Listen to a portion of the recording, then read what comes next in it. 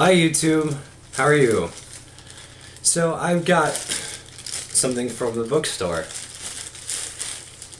and from the suggestion from my Islamic friends on YouTube who stopped by and commented on my last video on Islam, I decided to take the challenge seriously. So I bought the Qur'an and I have every intention on reading through it. So a few things that jump out at me first glance is that you should take a look. So this is over 1,000 pages long, including footnotes, but if you look, footnotes and commentary, I would say, are about probably more than half of the book. Probably maybe a quarter of it is the verses in English, and the other quarter of it is the verses in Arabic.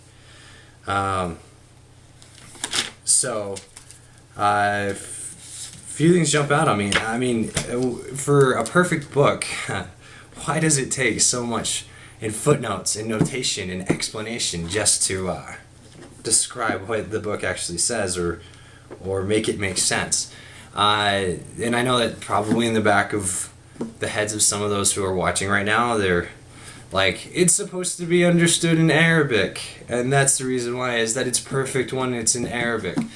But I don't, that contention doesn't make sense to me. It doesn't seem valid. If you took an instruction for baking a cake from Arabic and you translated it over to English, so the same instructions translated from Arabic to English, you should be able to bake a cake using those instructions. The same thing is true with science. If you create a science and describe the events and the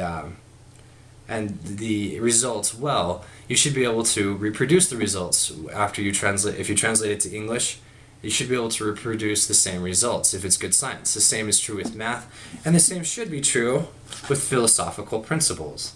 If this contains good philosophy, there should, when translated to English, it should still give good philosophical principles.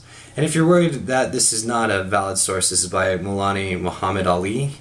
So definitely it's not, I'm sure it's with somebody who's sympathetic to Islam and is translating it to the best of their ability to. So I wanted to actually read, I've flipped through a few pages. The first part, called the opening, talks about, it has the title, "In the Name of Allah, the Beneficent, the Merciful." And it's 7 verses long. I wanted to read it to you and give you my thoughts on what stands out. In verse 1, "Praise be to Allah, the Lord of the worlds, the Beneficent, the Merciful, Master of the day of requital. Thee do we serve, and Thee do we beseech for help. Guide us on the right path, the path of those upon whom Thou hast bestowed favors, not those upon whom wrath is brought down, nor those who go astray." So 3 things that immediately jump out to me in the first 7 verses in that opening title, and this is of course meant to be read as a prayer, I'm sure, is that we're here to praise and to serve Allah. The second thing that jumps out to me is that it creates a dichotomy of us and them, those whose path, essentially the path of the believer and the path of the non-believers. So immediately it creates a separation. And the third thing that jumps out at me is that Allah has the characteristics of being able to be wrathful and to be beneficent or merciful. So depending on how Allah feels about you, obviously can directly impact your quality of life. Yeah, so I'm actually really excited to go through this with you. I'm sure while I'm upbeat right now about it, because I think it's fantastic that I'm taking this adventure. I know that this book does contain anti-homosexual and essentially a homophobic message.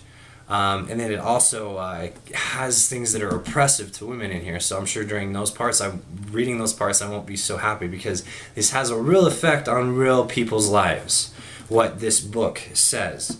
And I think I want to do a series on it. I might title it something like "A Skeptic Reads the Qur'an." And maybe I'm going to approach this though as skeptically and with an open mind. So maybe what you'll end up watching is not my criticism of this book, but my transformation of an atheist to a believer in the Islamic tradition and faith. So I'm excited for this. I hope you are too. And I'll end this video, so peace be upon you. Thanks.